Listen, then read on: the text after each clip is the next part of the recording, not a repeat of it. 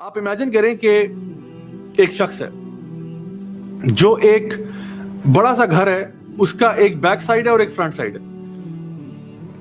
जो उस घर की बैक साइड है वो इंतहाई खस्ता हाल है, कीचड़ है, मिट्टी है, गंदगी है, सारा कूड़ा उन्होंने पीछे फेंका हुआ है। और वहां पे एक छोटी सी एक कोठरी सी बनी हुई, छोटा सा मतलब एक डब्बा नुमा कमरा है।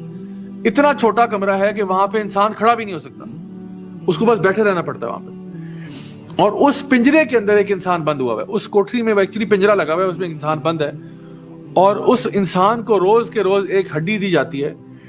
और वो जब उस हड्डी को खाता कहता है वाह वाह क्या हड्डी है, कमाल हो गया, कमाल हो गया।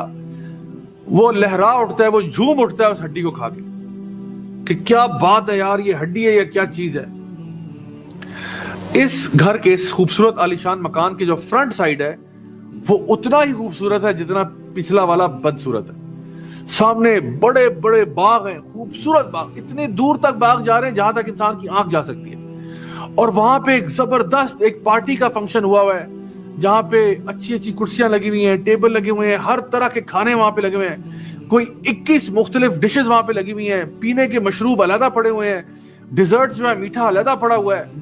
और लोग वहां पे हंस रहे हैं, मुस्कुरा रहे हैं, आपस में इंजॉय कर रहे हैं और मजे मजे के खाने खा रहे हैं। उनके लिए एंटरटेनमेंट का सामान वहां पे प्रोवाइड हुआ हुआ है और बच्चे वहां भाग रहे, दौड़ रहे हैं। एक बहुत खूबसूरत मंजर है। और वो जो शख्स है जो उस पिंजरे में बंद था, उसको सिर्फ 2 सेकंड के लिए कहा जाता है कि तू इधर, तुझे जरा बाहर की सैर करा दे।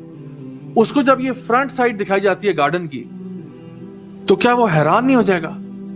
क्या वो उसके लिए एक माइंड ब्लोइंग एक्सपीरियंस नहीं होगा कि ये मैं उस पिंजरे में उस कबाड़ खाने में बैठा हुआ एक हड्डी को चाट रहा था और कह रहा था मुझे सब कुछ मिल गया, और ये सामने लोग क्या कर रहे हैं? इतना एंजॉय, इतनी एंटरटेनमेंट भी पॉसिबल थी, मुझे तो पता ही नहीं था।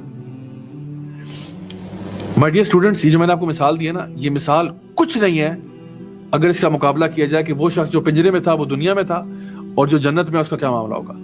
जन्नत का और दुनिया का कोई मुकाबला नहीं है। जो मैंने मिसाल दी है ये बहुत छोटी मिसाल है, बहुत हकीर मिसाल है। जन्नत जो है ना, वो ना किसी आंख ने कभी देखी, ना कान ने सुनी, ना किसी दिल ने कभी तसव्वुर भी किया कि जन्नत कैसी है। हम लोग सारे इस हड्डी को चाट रहे हैं, इस दुनिया को चाट रहे हैं हम। वो दुनिया जो मच्छर के पर बराबर भी नहीं है अल्लाह के आगे, वो दुनिया जो मरी हुई बकरी से भी बदतर चीज है अल्लाह के नजदीक। और जिसकी तारीफ अल्लाह कर रहा है उसके हम पीछे जाते नहीं है। सारी की सारी कौम जो है ना हमारी, वो दुनिया के पीछे भाग रही है, इस टूटी फूटी हड्डी को चाट रही है, उस दुनिया को चाट रही है, उस दुनिया के पीछे रेस लगा रही है, उसके पीछे कंपटीशन कर रही है, उसके पीछे अपने ताल्लुकात काट रही है।